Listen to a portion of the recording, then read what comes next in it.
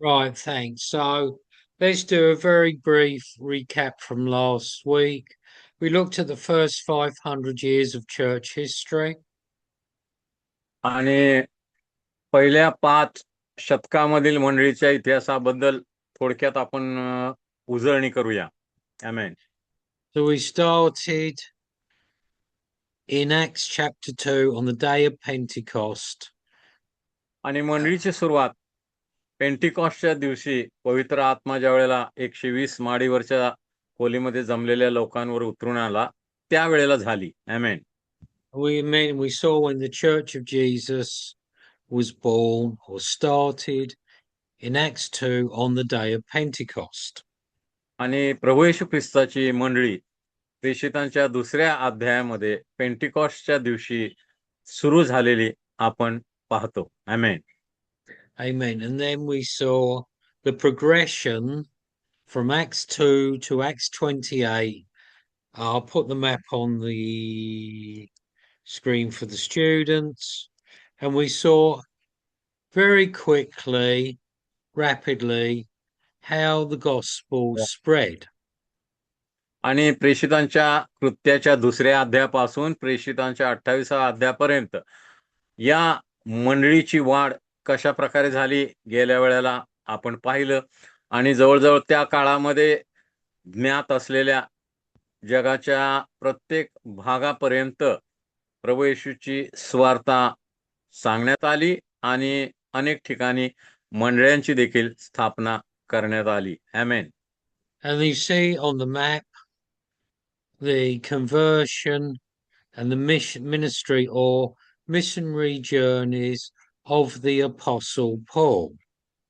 आणि प्रेषित पाऊल याने सुवार्ता प्रसारासाठी 3 सुवार्ता फेऱ्या काढल्या आणि या 3 सुवार्ता फेऱ्यामध्ये त्यानं अनेक देशांना, अनेक गावांना, अनेक शहरांना भेटी दिल्या. त्या ठिकाणी येशूची सुवार्ता घोषित केली, मंडळांची स्थापना केली आणि अशा प्रकारे मंडळीची वाढ होत गेली. आमेन. And 2 of the apostles, Thomas and Bartholomew, went to India. आणि प्रभू येशू ख्रिस्ताचा एक शिष्य प्रेषित बार्थोलोमा थोमा हा भारतामध्ये आला, केरळमध्ये. Then we saw the 2nd and 3rd centuries is the period known as the early church fathers. आणि आम्ही पाहिलं गेल्या वेळेला की 2ऱ्या आणि 3ऱ्या शतकामध्ये मंडळीचे जे पितामह किंवा ज्येष्ठ सेवक होते यांचा कालावधी या 2 शतकामध्ये आम्ही पाहिला. आमेन. We also saw, like we see in the picture, the councils of the early church because they were deciding what we must believe in the various creeds, like Apostles' Creed and Nicene Creed. आणि मग मंडळीचा प्रसार 2ऱ्या-3ऱ्या शतकामध्ये होत असताना हे मंडळीमधील जे ज्येष्ठ सेवक होते त्यांनी ख्रिस्ती धर्मविश्वास कशा प्रकारे असला पाहिजे आणि कशा प्रकारे तो व्यक्त केला पाहिजे, त्याची साक्ष दिली पाहिजे, यासाठी घोषणापत्र तयार केलं. त्यालाच मत्तांगीकार म्हणतात. त्यामध्ये नायसीन घोषणापत्र मत्तांगीकार आणि प्रेषितांचा मत्तांगीकार, जो प्रेषितांचा मत्तांगीकार आजही अनेक सीएनआयच्या मंडळामध्ये प्रत्येक रविवारच्या उपासनेमध्ये तो म्हटला जातो, घोषित केला जातो. आमेन. Then a turning point, that's more on the creeds, we've done that already. Where am I? Oh, here we are. Yes, and then we saw that in 312, a turning point in 312 was the conversion of the Emperor Constantine to Christianity.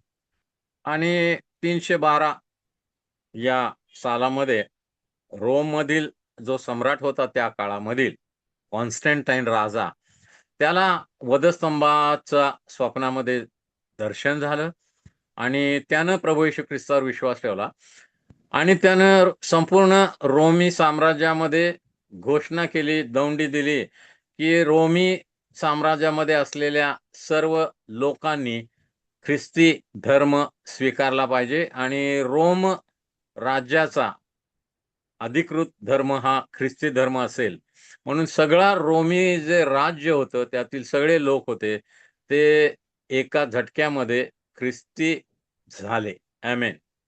Then you had the Edict of Toleration, and so Christianity was allowed in the Roman Empire. Before that, Yeah. it was persecuted by emperors like Nero. Yeah. हा. आणि त्याच्या आधी narrow राजाच्या काळामध्ये ख्रिस्ती लोकांचा अतोनात छळ करण्यात आला, त्यांना जिवंत जाळण्यात आलं आणि त्यांना हाकलून काढण्यात आलं अनेक ठिकाणावरून आणि मंडळीचं काम बंद पाडण्यात आलं. पण या सम्राटानं कॉन्स्टंटाईन राजानंच आता ख्रिस्तावर विश्वास ठेवल्यामुळे रोमी साम्राज्याचा अधिकृत धर्म ख्रिस्ती धर्म असा घोषित करण्यात आला. आमेन. Amen. So then we saw from the 3rd to the 5th centuries, we have more paganism being brought in and less real Christianity, less of the New Testament, less of what the Bible teaches. आणि मग 3ऱ्या ते 5व्या शतकामध्ये जशी मंडळीची वाढ होत गेली तशी मंडळीमध्ये ख्रिस्ती सिद्धांतापेक्षा पवित्र शास्त्रातील वचनाच्या आज्ञापालनापेक्षा अनेक मानवी रूढी परंपरा आणि मूर्तीपूजा यांचा शिरकाव झालेला आम्ही पाहतो. आमेन. Amen. So we're looking at this lesson, a long period of time, a 1,000-year period from the 5th century to the 15th century. आणि इसवी सन 500 ते इसवी सन 1500 या 1000 वर्षाचा कालावधी मंडळीसाठी हा फार महत्वाचा कालावधी होता. आमेन. So this period of time in Europe, the Roman Catholic Church is very much dominating the आणि या 1000 वर्षाच्या कालावधीमध्ये युरोपीय भागामध्ये किंवा युरोपातल्या अनेक देशामध्ये रोमन कॅथोलिक मंडळीचा प्रसार झाला, वाढ झाली. या 1000 वर्षाच्या कालावधीमध्ये आम्ही पाहतो. आमेन. And we see, number one, there was a split, or what is known as the Great Schism, or split or division. I'm going to explain this in more detail, between the church in the east, that's Constantinople, and the church in the west, based in Rome. आणि मग या कालावधीमध्येच या मंडळीमध्ये 2 भाग पडले आणि पूर्व आणि पश्चिम असा मंडळीचे 2 भाग पाडले. एका भागामध्ये ख्रिस्ती विश्वासणारे आणि दुसऱ्या भागामध्ये रोमन कॅथोलिक चर्च असे 2 भाग त्या काळामध्ये जागतिक मंडळीचे पडण्यात आले. आमेन. Right. So you see from the map, what's in blue, that's Western Europe, was, and a lot of it still is, Roman Catholic. आणि नकाशामध्ये तुम्ही पाहता जो निळा भाग आहे डावीकडच्या बाजूला त्या ठिकाणी रोमन कॅथोलिक मंडळांची वाढ झाली. Then in the east, based in Constantinople, which became the Turkish city of Istanbul, is the Eastern or Orthodox or Greek Church. आणि लाल रंगामध्ये जे दिसतं पूर्वेला ऑर्थोडॉक्स चर्च याची वाढ त्या काळामध्ये झाली. आणि पूर्वी जी मंडळी एक होती जागतिक मंडळी तिचे आता 2 भाग झाले. एक रोमन कॅथोलिक पंथ आणि दुसरा ऑर्थोडॉक्स पंथ अशा मंडळीचे 2 भाग पडले. आमेन. Amen. So let's go over this back in number 1. The West is, the West is mostly Roman Catholic until the 15th century, at the time of the Reformation, which we're going to look at more next lesson. आणि मग 1500 वर्षानंतर Roman Catholic मंडळीमध्ये काय काय घटना घडल्या ते आता आपण पाहूया. And the east of Europe into Turkey, a modern country Turkey, was what we call the Orthodox Church or the Greek Orthodox or Greek Church. आणि पूर्वेला जे देश होते त्यांना ग्रीक मंडळी किंवा ऑर्थोडॉक्स मंडळी असं संबोधण्यात येत होतं आणि रोमन कॅथोलिक पंथापेक्षा हा विभाग वेगळा होता. आमेन. Now there was differences in what they believed. Western Church believed certain things, Eastern Church believed other things. आणि काही काही गोष्टींवरील विश्वासामुळं मंडळीचे हे दोन भाग पडले, एक रोमन कॅथोलिक पंथ आणि दुसरा ऑर्थोडॉक्स पंथ. आणि त्या दोघांचे विश्वासामध्ये फरक असल्यामुळे हे मंडळीचे दोन पंथ त्यावेळेला वेगळे झाले. आमेन. But to a large extent, this is what I feel and other historians, it was a split caused by a desire for power.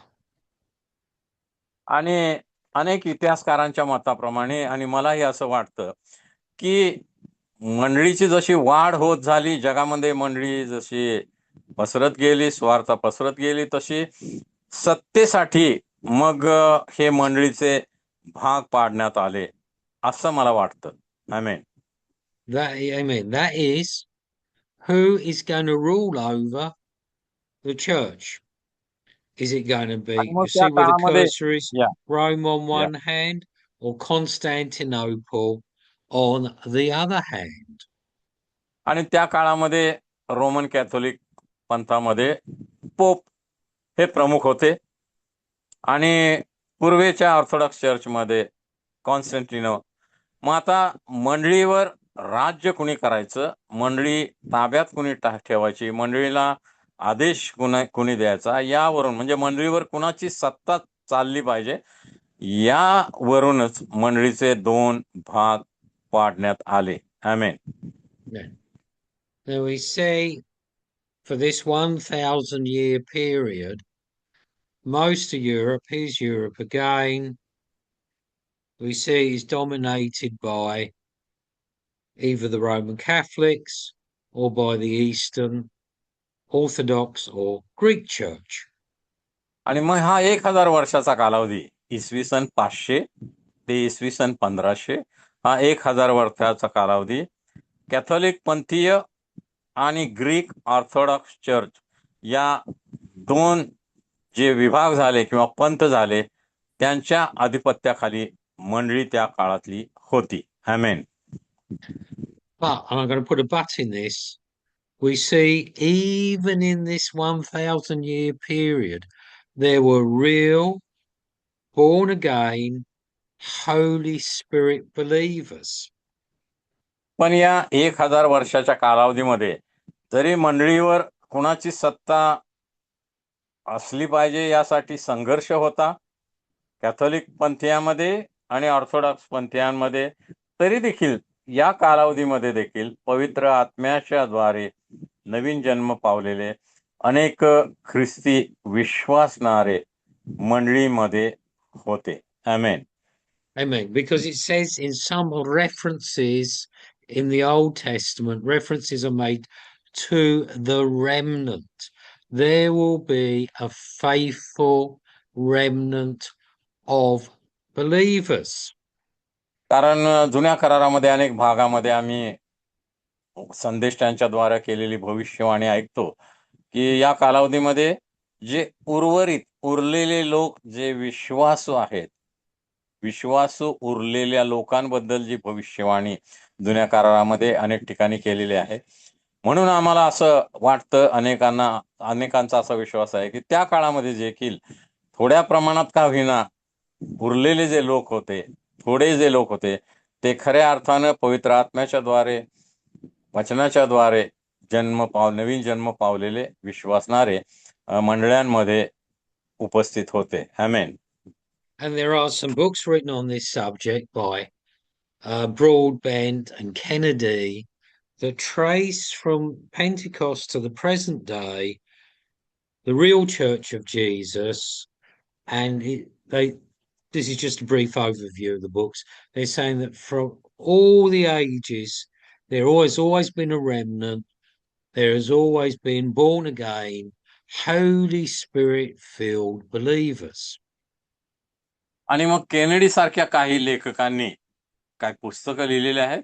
त्यामध्ये पहिल्या शतकातील मंडळीपासून आजपर्यंत मंडळीचा प्रवास जगामध्ये कशा प्रकारे झाला आणि प्रत्येक शतकामध्ये मंडळीमध्ये कशा प्रकारे हे पवित्र आत्म्याने भरलेले खरे नवीन जन्म पावलेले विश्वासणारे होते, या संबंधी या केनेडी सारख्या लेखकांनी संशोधन केलेलं आहे आणि त्यांच्या पुस्तकामध्ये त्या संबंधी लिखाण केलेलं आम्ही वाचतो. आमेन. Amen. So in the 6th century in Ireland, there was an evangelical or revival movement known as the Age of the Saints. आणि 6व्या शतकामध्ये मग संतांचं युग किंवा संतांचा काळ असं म्हटलं जातं आणि त्यावेळेला एक चळवळ निर्माण झाली किंवा एक बदल त्या काळामध्ये मंडळीमध्ये निर्माण झाला. आमेन. And they spread the gospel throughout Britain. So they spread the gospel in England and Wales and Scotland as well as Ireland. आणि इंग्लंड, स्कॉटलंड, आयर्लंड अशा अनेक युरोपीय देशामध्ये स्वार्थेचा प्रसार झाला. मंडळांची देखील स्थापना करण्यात आली. आमेन. Amen. And then we see there were the Waldensians in Italy and Switzerland. आणि पुढे आम्ही पाहतो की वेल्डनियन्स इटलीमध्ये 6व्या शतकामध्ये आणि स्वित्झर्लंड या देशामध्ये देखील सुवार्तेचा प्रसार झाला आणि मंडळांची स्थापना करण्यात आली. आमेन. And so Peter Waldo, he was sharing the gospel and they were living a simple lifestyle and trying to follow the lifestyle and the teaching of the New Testament. आणि त्या काळामध्ये अनेक सेवक पीटर वाल्डो सारखे होते जे येशूचं शिक्षण आणि येशूचा स्वभावाचं अनुकरण करणारे होते. साधी राहणी आणि प्रभू येशूची विचारसरणी घेऊन ते स्वार्थ प्रसार करण्यामध्ये पुढाकार घेत होते आणि मंडळांची स्थापना करण्यामध्ये देखील ते मग्न होते. आमेन. Yeah. In the 14th century in England, there was another movement called John Wycliffe and the Lollards. आणि जॉन विक्लिफ यांची चळवळ 14व्या शतकामध्ये इंग्लंडमध्ये सुरू झाली असं इतिहास आम्हाला सांगतो. आमेन. Again, they were preaching salvation and they were trying to live the life of spoken of in the New Testament. आणि त्यावेळेला नव्या करारामध्ये जी जीवनशैली देण्यात आली होती ख्रिस्ती विश्वासणाऱ्यांची, त्याबद्दलचं शिक्षण त्या काळचे हे देवाचे सेवक देत होते आणि अशा प्रकारे मंडळीचा प्रसार त्या कालावधीमध्ये देखील होत गेला. आमेन. I'll show you the picture. Then in what we now call the Czech Republic or Bohemia, there was another evangelical preacher that shared the gospel, the good news, was John Huss. John Huss नावाचे एक सेवक त्या काळामध्ये होऊन गेले. त्याचं चित्र तुम्ही पाहता आहात. And they were persecuted and he was executed in the capital of the Czech Republic, Prague. Prague या ठिकाणी झेक रिपब्लिक देशामध्ये त्यांना ठार मारण्यात आलं. त्यांच्या विश्वासासाठी ते रक्तसाक्षी झाले. आमेन. Now, shame was assumed because the period, 200-year period, 13th century to 15th century, these people we mentioned, Wycliffe, Huss, who else did we mention? Waldo. Oh, no, Waldo was earlier. They were preparing.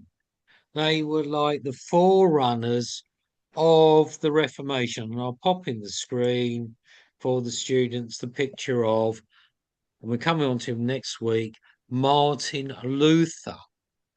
या आणि 13व्या आणि 15व्या शतकामध्ये विकली आणि loose यांनी सुवार्तेचा प्रसार केला आणि जणू काय भावी कालावधीसाठी त्यांनी पायाभरणी केली. भावी कालावधी म्हणजे मार्टिन लुथरनं आणि जो पंथ स्थापन केला किंवा जी चळवळ केली किंवा जे आंदोलन केलं त्याची पार्श्वभूमी या सेवकांनी त्याच्या आधी 13व्या ते 15व्या शतकामध्ये तयार केली असं आम्हाला म्हणता येईल. आमेन.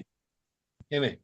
So because for 200 years, 13th to 15th century, people, let's pop the map of Europe back on, people in Europe, in Britain, I'll circle with what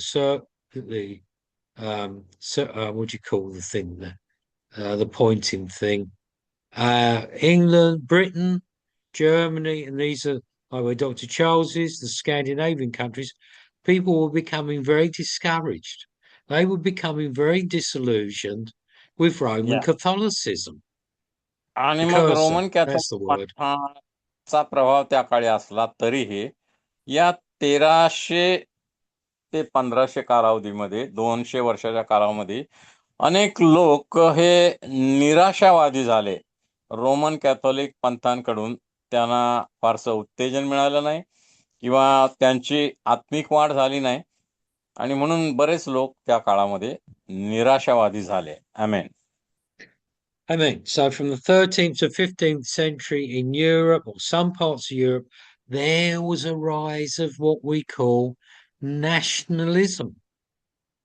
आणि म्हणून 13व्या ते 15व्या शतकामध्ये 200 वर्षाच्या काळामध्ये युरोपातल्या अनेक देशामध्ये राष्ट्रीय आंदोलन त्या काळामध्ये सुरू झालेली आम्ही पाहतो. आमेन. The people in England and Germany were telling, we don't want to be ruled from Rome. The church should be headquartered in England, in London or Canterbury. The Germans were telling, the church should be headquartered in Berlin, not in Rome.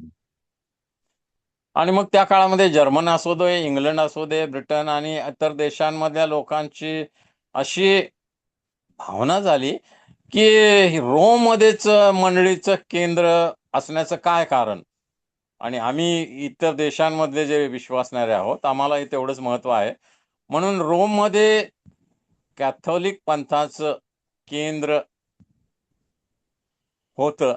त्याविरुद्ध अनेक देशामध्ये, युरोपीय देशामध्ये त्या काळामध्ये विरोध सुरू झाला किंवा आंदोलन सुरू झाली. आमेन. They were paying taxes to the church, and the money was going all the way to Rome. आणि मग हे रोमन कॅथोलिक लोकांचं धोरण काय होतं की ते प्रत्येक रोमन कॅथोलिक मंडळीमधून कर वसूल करायलाचे, प्रत्येक व्यक्तीवर कर लावायचे आणि तो सारा पैसा जर्मनी असो, इंग्लंड असो, लंडन असो आणि इतर युरोपियन देशामधून हा रोममध्ये जायचा पोपच्या अधिपत्याखाली. आणि लोकांना याचा विरोध होता, लोकांना ते आवडत नव्हतं. आमेन. They're saying our tax money to the church is going to another country. आणि मग लोक म्हणत होते की आम्ही मंडळीसाठी, देवाच्या राज्यासाठी किंवा स्वार्थेसाठी पैसे देतो, परंतु हे सगळे पैसे रोममध्ये जातात आणि पोपच्या हातामध्ये जातात. याला लोकांचा अनेक देशामधील विरोध होता. आमेन. Amen. Then there's a system of indulgences. It really amounts to paying your way to heaven. आणि मग रोमन कॅथोलिक लोकांनी पोपचे जे असिस्टंट होते किंवा मुख्य त्यातले लीडर होते, पुढारी होते, त्यांनी मग लोकांना स्वर्गाचा व्हिसा किंवा स्वर्गामध्ये प्रवेशासाठी प्रमाणपत्र द्यायला सुरुवात केली. म्हणजे पैसे द्या आणि स्वर्गामधलं तिकीट विकत घ्या, असं त्यांनी सुरू केलं. म्हणजे तुमच्या कुटुंबामध्ये 5 व्यक्ती असतील, तर आता भारतीय भाषेमध्ये प्रत्येकाचे 1,000 तुम्ही ₹5,000 द्यायचे आणि तुमच्या कुटुंबातील 5 व्यक्तीसाठी तुम्ही स्वर्गाचं तिकीट पोप यांच्या सही शिक्क्यासह विकत घ्यायचं. म्हणजे तुमच्या कुटुंबातील 5 जण स्वर्गामध्ये जाणार याची खात्री पोप साहेब तुम्हाला द्या. अशा प्रकारे स्वर्गामध्ये जाण्यासाठी तिकीट किंवा प्रमाणपत्र द्यायला रोमन कॅथोलिक लोकांनी सुरुवात केली आणि ख्रिस्ती लोकांच्याकडून अनेक देशातला पैसे उकळायला सुरुवात केली. आमेन.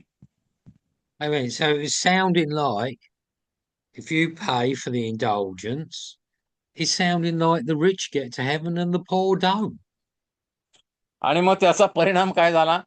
ज्यांच्याकडे पुरेसे पैसे आहेत, ते हे स्वर्गात जाण्याचं तिकीट विकत घेऊ शकत होते. पण जे गरीब होते, त्यांना ते काही विकत घेता येत नव्हते. म्हणजे काय? श्रीमंत लोक फक्त स्वर्गात जाणार, गरीब लोक स्वर्गात जाऊ शकणार नाहीत, ते नरकात जाणार, असा त्या काळातील लोकांचा विश्वास निर्माण झाला. आमेन. Amen. Then you had things that were not in the Bible, like purgatory. They're saying, oh, well, there's this place between heaven and earth Yeah. called purgatory. Yeah. So if the more money you pay in the indulgence, the faster you're going through purgatory and getting yourself to heaven. So Yeah. you're virtually Yeah. paying your way to get to heaven. आणि Roman Catholic पंथाचा असा एक विश्वास होता, ज्याचा पवित्र शास्त्रामध्ये कुठेही उल्लेख नाही, की मनुष्य मेल्यानंतर त्याचा आत्मा सरळ स्वर्गात जात नाही, तर मध्यंतर्गी पर्गेटरी म्हणजे एक शुद्धीकरणाचं ठिकाण आहे, त्या ठिकाणी जातो आणि त्या ठिकाणी तो आत्मा पूर्णपणे शुद्ध पवित्र केला जातो आणि मगच त्याला स्वर्गात प्रवेश दिला जातो. या शुद्धीकरणाच्या जागेमधनं तुम्हाला लगेच जर निसटायचं असेल स्वर्गासाठी, तर मग तुम्हाला रोमन कॅथोलिक लोकांच्याकडून किंवा पोपकडून विशेष सर्टिफिकेट किंवा प्रमाणपत्र घेतलं पाहिजे. म्हणजे जास्त काळ तुम्हाला मेल्यानंतर पर्गेटरीमध्ये शुद्धीकरणाच्या ठिकाणी तुम्ही राहू शकणार नाही, लगेच तुम्हाला स्वर्गामध्ये प्रवेश दिला जाईल, असा त्यांचा विश्वास होता. आणि त्याप्रमाणे ते पैसे गोळा करत होते आणि लोकांना सर्टिफिकेट प्रमाणपत्र देत होते. आमेन. Amen. Then there were the Crusades. They were not popular either. Certain या popes, like Pope Urban II, said, you all got to go off to Israel, to the Holy Land, and liberate Turkey and Israel, the Holy Land, from the Turkish or Muslim invasion. आणि त्या काळामध्ये इस्रायलचा बराच भाग काय तुर्की आणि मुस्लिम लोकांच्या ताब्यात होता. आणि मग पोपने आणि कॅथोलिक लोकांनी त्यावेळेला काय केलं? त्यांच्या हातामध्ये भरपूर पैसा होता, त्यांच्याकडे सैन्य होतं, अधिकार होता, सत्ता होती आणि म्हणून त्याने धार्मिक लढाया किंवा अतिक्रमण, त्याला क्रुसेड म्हणतात, या सुरू केल्या. जसं पूर्वी मुसलमानांनी भारतामध्ये अनेक ठिकाणी युद्ध करून ज्या ठिकाणी त्यांना विजय मिळाला त्या ठिकाणच्या लोकांना त्यांनी मुस्लिम केलं, मंदिरं पाडली, तर धार्मिक स्थळं उद्ध्वस्त केली.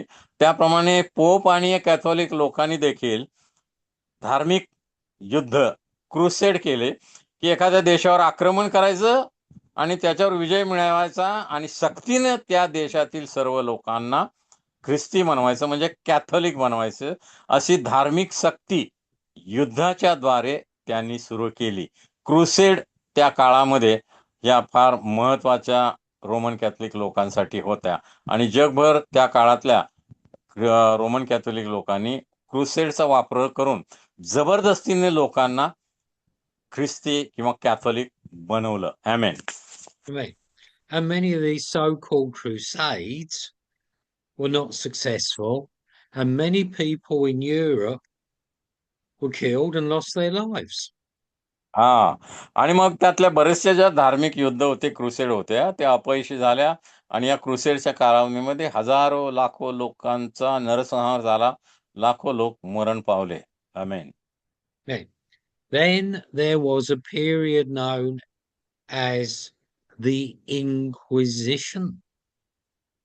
त्यानंतरचा काळ इन्क्विजिशनचा काळ म्हणून मानण्यात येतो. आमेन.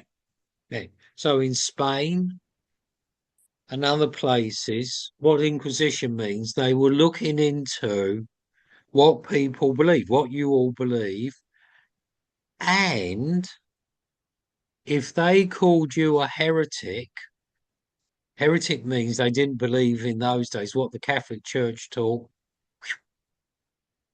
They could well be executed, and this is what happened many आणि मग times. त्या काळामध्ये काय झालं की तुम्ही जर रोमन कॅथोलिक पंथांवर त्याच्या सिद्धांतावर विश्वास ठेवला नाही तर तुम्ही हेरिटिक म्हणजे कट्टरवादी तुम्हाला समजलं जायचं आणि तुमचा शिरच्छेद केला जायचा किंवा तुम्हाला ठार मानलं जायचं.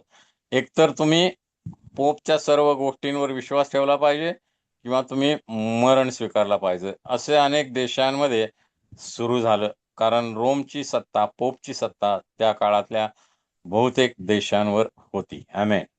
No. So from the 13th to the 15th century, as I've shared with you, and probably even before, we see that it was growing discouragement, growing discontent with so many people, especially, let's put the map on again, especially in Northern Europe. आणि म्हणून 13व्या So many were ते getting 15व्या discouraged with the शतकामध्ये Roman Catholic Church. आणि युरोपमधल्या अनेक देशांमध्ये या Roman Catholic पंथांविषयी, त्यांच्या सिद्धांताविषयी, शिकवणीविरुद्ध, पोपच्या सत्तेविरुद्ध असंतोष होता किंवा त्यांना ते मान्य नव्हतं. अनेक ठिकाणी युरोपीय देशामधील लोकांमध्ये कॅथोलिक लोकांचे जे शिकवणी होती किंवा त्यांचे सिद्धांत होते, त्यांच्या पद्धती होत्या, त्यांना मान्य नव्हत्या कारण बऱ्याचशा पद्धती पवित्र शास्त्राच्या विरोधात होत्या. आमेन. Yeah. Oh, and another thing, there one time there were 3 different people in 3 different places claiming that they were the Pope, claiming that they were the descendant of Simon Peter. आणि मग त्या काळामध्ये एकदा असं झालं की 3 वेगवेगळ्या व्यक्ती आपण स्वतः पेत्राचे वंशज आहोत असे दावे करून स्वतःला पोप म्हणून त्यांनी घोषित केलं. 3 व्यक्तींनी एका वेळेस पोप म्हणून घोषित केलं आणि पेत्राचे आम्ही वंशज आहोत असा त्यांचा दावा होता. असंही एकदा झालं. आमेन. So one of them was claiming to be the descendant of Peter or the Pope in Rome, one in Avignon in France, and a third one in another location, another मग place. फ्रान्समध्ये या Pardon 3 me. व्यक्ती वेगवेगळ्या देशामधून होत्या. एक जण म्हणाला मी पेत्राचा वंशज आहे, दुसरा फ्रान्समध्ये होता, तिसरा वेगळ्याच देशामध्ये होता आणि या तिघांनी आपण पोप बनण्यासाठी सिद्ध आहोत किंवा पात्र आहोत असा दावा केला एकाच वेळेला 3 व्यक्तींनी. आमेन. Another reason for the discouragement or disillusionment with Catholicism was that many of the priests were not living holy lives. दुसरं या Catholic संप्रदायाविरुद्ध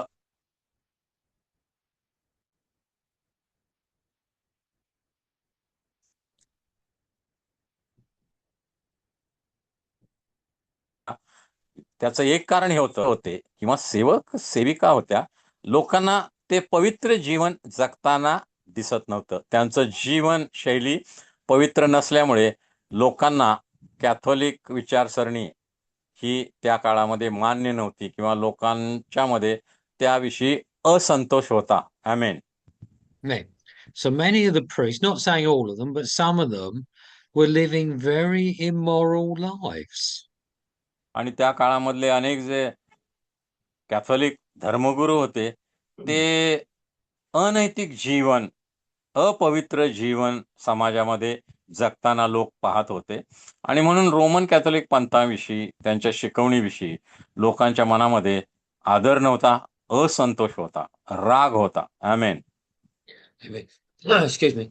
And so many of the people in Europe were saying, well, how can we follow this system when these people are not practicing what they preach and they're not living holy lives?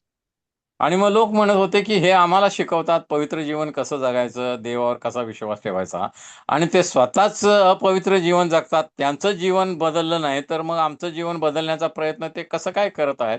आणि म्हणून लोकांचा Catholic धर्म प्रणालीवर, पोपवर विश्वास त्यांचा कमी कमी होत गेला. लोकांच्या मध्ये त्याविषयी राग होता, असंतोष होता, आणि लोकांना त्यांच्या अनेक गोष्टी मान्य नव्हत्या.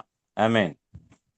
And another problem was the ordinary people did not have the Bible, number one, in their own language, because mostly the Bible was in Latin.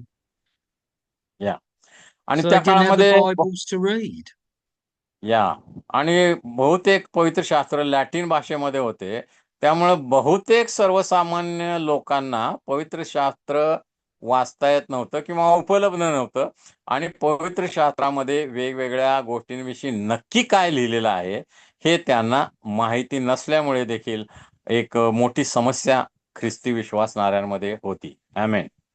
We went into the church and the Bible was chained up, and या only the priests were allowed to read the Bible. And या even the priests weren't reading the Bible most of the time. या आणि मग Catholic लोकांनी काय केलं होतं, पवित्र शास्त्र कॅथोलिक लोकांच्या चर्च बिल्डिंगमध्ये त्यांनी टेबलाला साखळी लावून कुलूप बंद केलं होतं. म्हणजे फक्त कॅथोलिक धर्मगुरूंनाच पवित्र अधिकार होता. इतर कोणालाही मंडळीतल्या पवित्र शास्त्र वाचणे काय त्याला हात लावण्याची सुद्धा अनुमती किंवा परवानगी नव्हती. म्हणून पवित्र शास्त्रामध्ये नक्की काय लिहिलेलं आहे सामान्य लोकांना काही माहिती नव्हती. जे काय कॅथोलिक धर्मगुरू सांगत असत, वाचून दाखवत असत, त्याच्यावरच विश्वास ठेवणं त्यांना भाग होतं. आमेन. And so I put again for the students, as you can see, and this is for next week. This is just in preparation for next week.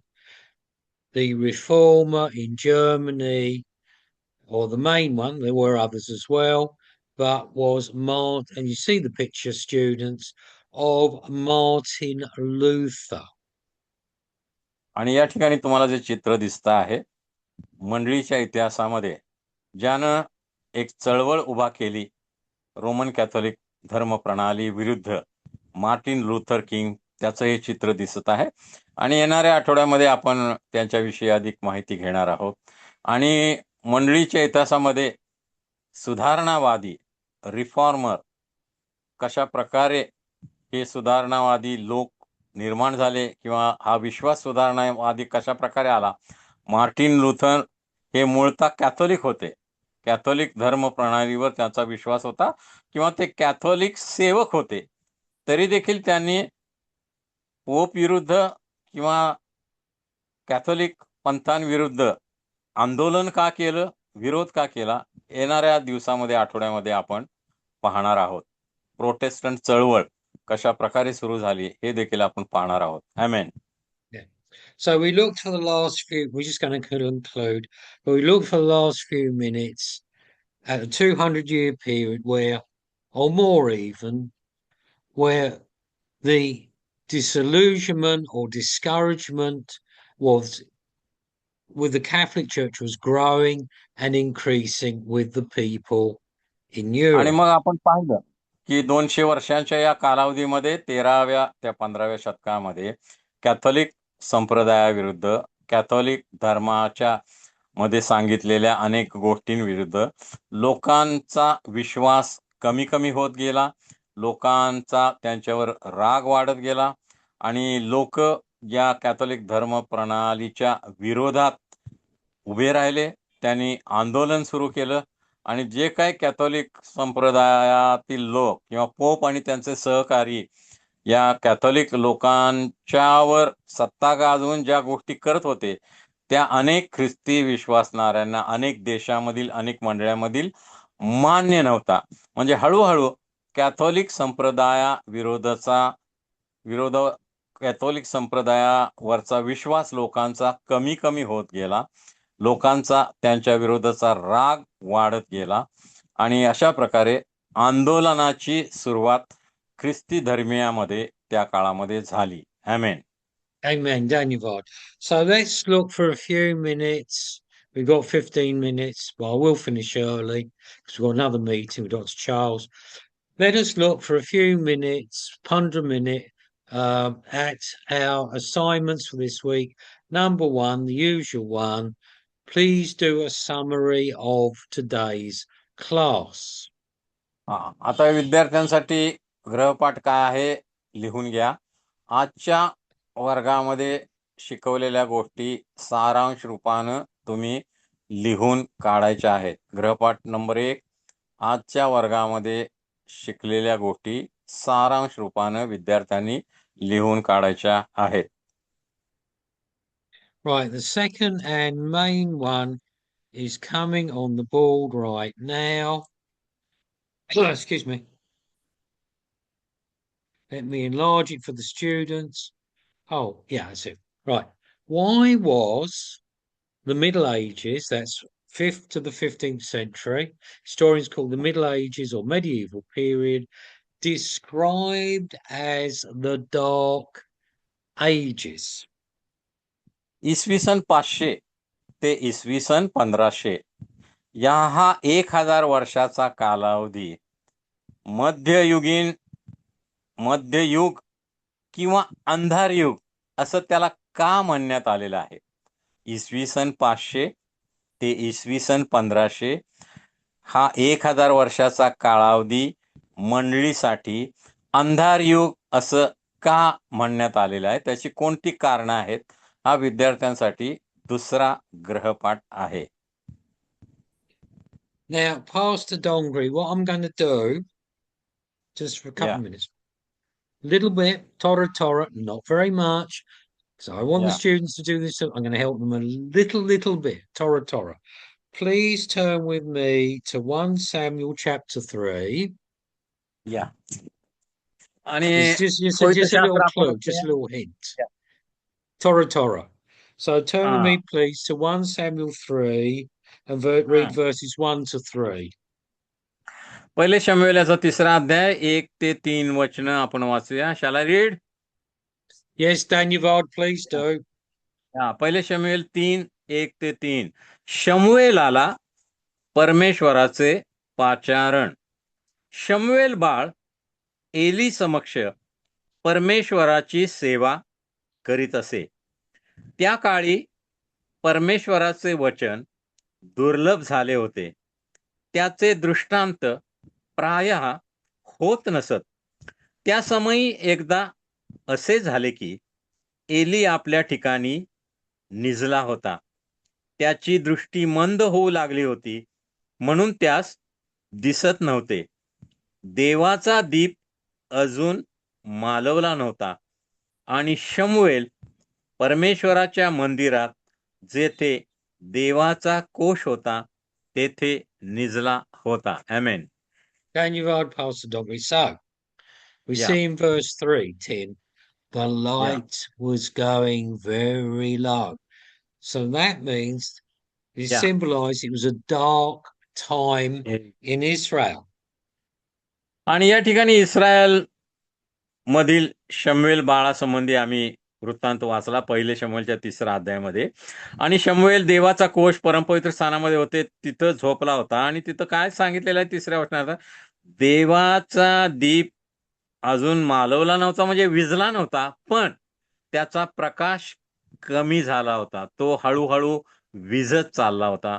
त्यालाच अंधार युग असं देखील आम्ही म्हणू शकतो. त्या काळामध्ये शमूएलच्या काळामध्ये इस्रायल लोक देखील आत्मिकदृष्ट्या अंधार युगाकडे जात होती. त्यांचा विश्वास कमी कमी होत होता आणि म्हणून या कालावधीला देखील आपण अंधार युग म्हणू शकतो. आमेन. So, question is, this 1,000-year period, It doesn't mean they didn't have the light on. Well, they didn't have electricity in those days. The real question is, what was the reason? What was the reason for that 1,000 year period of history? It was spiritually dark. हा. मग आता विद्यार्थ्यांनी कारण शोधून काढायची आहेत. आज जे काही तुम्ही शिकला त्यावरून हा 1000 वर्षाचा काळ, त्या काळातील अनेक देशांमधील ख्रिस्ती विश्वासणाऱ्यांसाठी अंधार युग किंवा अंधार समय काय होता, म्हणजे आत्मिक दृष्ट्या ते अंधकारामध्ये कशा प्रकारे होते, त्याची कारण विद्यार्थ्यांनी शोधायची आहेत आणि ती लिहायची आहेत. हा दुसरा गृहपाठ आहे. आमेन. So we've seen in 1 Samuel 3, this was a dark pit. I mean, Yeah. not just the light going out, that's symbolic, but spiritual darkness was there in Israel. आणि मग पहिले शमूएलमध्ये आता जी वचनं आपण 3ऱ्या अध्यायातली वाचली, त्यावेळेला इस्रायल देशामध्ये देखील आत्मिक दृष्ट्या लोक अंधकारामध्ये जात होते. त्यांच्या जीवनामध्ये वचनाचा, देवाच्या आज्ञा पालनाचा, विश्वासाचा प्रकाश हळूहळू कमी कमी होत चालला होता. आमेन. So this is an overview, very brief overview of 2,000 years of church history. आणि मग अशा प्रकारे आपण मंडळी सुरू झाली प्रेषित 2 मध्ये यरुशलेमेमध्ये, आणि पहिल्या 2000 वर्षाच्या कालावधीमध्ये मंडळींचा कसा प्रसार प्रचार सुवार्तेचा होत गेला आणि कोणकोणत्या घटना मंडळीच्या इतिहासामध्ये घडत गेल्या त्या आपण थोडक्यामध्ये पाहिल्या. आमेन. If you look at the history of the children of Israel or the Old Testament, you had good kings, David, Solomon, Hezekiah. It's like a revival, spiritual revival. Then bad kings like Ahab, and then it was spiritually dark, like almost like a business graph. आणि तुम्ही जर जुन्या करारामध्ये पाहिलं तर जे यहुदाचे किंवा Israel लोकांचे राजे होते, काही चांगले राजे होते. दावीद राजा होता, शल्मो राजा होता, हिजकिया होता, योशिया होता, आणि त्या काळामध्ये लोकांची प्रगती होत गेली. भौतिक प्रगती, भरभराट आणि आत्मिक प्रगती देखील. पण काही राजे आहाबासारखे जे मूर्तीपूजक होते, त्या काळामध्ये लोकांची आत्मिक अधोगती होती गेली आणि भौतिकदृष्ट्या देखील लोक दारिद्र्यामध्ये गेले, बंधनामध्ये गेले, आणि आत्मिकदृष्ट्या देखील लोक बंधनामध्ये गेले. म्हणजे इस्रायलमध्ये जुन्या करारामध्ये देखील आम्ही बघतो की चांगले राजे आणि वाईट राजे, त्या काळामध्ये त्याचा परिणाम लोकांच्यावर झाला. तसाच या मंडळीच्या इतिहासामध्ये देखील काही चांगला परिणाम मंडळीमध्ये किंवा विश्वासणाऱ्यांच्या जीवनामध्ये झाला, लोकांच्या जीवनामध्ये प्रगती झाली आत्मिकदृष्ट्या, आणि काही वाईट गोष्टी, चुकीच्या गोष्टींमुळे आत्मिकदृष्ट्या लोकांची अधोगती देखील झालेली आम्ही पाहतो. आमेन. And it's like that. If you look at like we're doing in this course on church history, you have times of revival, 1st century, times of slump or darkness, going down like Middle Ages, Reformation, revival going up, revivals of 18th century under Wesley, Whitfield going up. Yeah. So church history parallels the Old Testament history, ups and downs spiritually. आणि जुन्या करारातील Israel लोकांचा इतिहास पाहिला तर त्याचा जर आपण आलेख काढला, ग्राफ काढला, तर तो वर खाली होत होता. म्हणजे कसं, ज्या वेळेला चांगले राजे राज्य करत होते, दाविदासारखे, शल्मोनसारखे, लोकांची भरभराट होती, प्रगती होती, आणि लोक भौतिकदृष्ट्या भरभराट पावलेले होते, आत्मिकदृष्ट्या देखील ते आशीर्वादित होते. पण वाईट राजांच्या मुळे त्यांची अधोगती होती आणि विश्वासामध्ये देखील त्यांची अधोगती होती, मूर्तीपूजा सुरू होती आणि लोक बंधनामध्ये होते. तसंच मंडळीच्या इतिहासामध्ये देखील हे जर आम्ही आलेख काढला पहिल्या शतकापासून ते 2000 वर्षापर्यंत, तर तो आलेख ग्राफ वर खाली होत जाईल. ज्यावेळेला मंडळीमध्ये रिव्हायवल आले, म्हणजे संजीवन आलं, त्यावेळेला देवानं लोकांची भेट घेतली, लोकांचं जीवन बदललं गेलं आणि लोकांच्या विश्वासामध्ये वाढ होत गेली, लोक आशीर्वादित झाले. पण अनेक कारणांमुळे मूर्तीपूजेकडे लोक वळले, देवाच्या आज्ञा मानेनासे झाले, आणि त्यावेळेला जणू काय अंधार युगामध्ये ते गेले आणि ते बंधनामध्ये गेले. असं गेल्या 2000 वर्षामध्ये देखील जर आम्ही आलेख किंवा ग्राफ काढला तर तो वर खाली होत राहील. ज्यावेळेला मंडळीमध्ये संजीवन आलं, लोक आशीर्वादित झाले. मंडळीमधील जे मूर्तीपूजा आली, देवापासून लोक दूर गेले, विश्वासापासून दूर गेले, त्यावेळेला लोकांची अधोगती झाली, असं आम्हाला पाहायला मिळतं. आमेन. Okay, so um, just in conclusion, the split or division in the church is nothing new. Students, very briefly, Joldy, quickly turn with me to 1 Corinthians and chapter 3. That you want to read on your own. We see in पहिले 1 Corinthians 3, sorry, Brother Dongri, 1 Corinthians 3 is talking about division in Corinth, in the body आणि of Christ.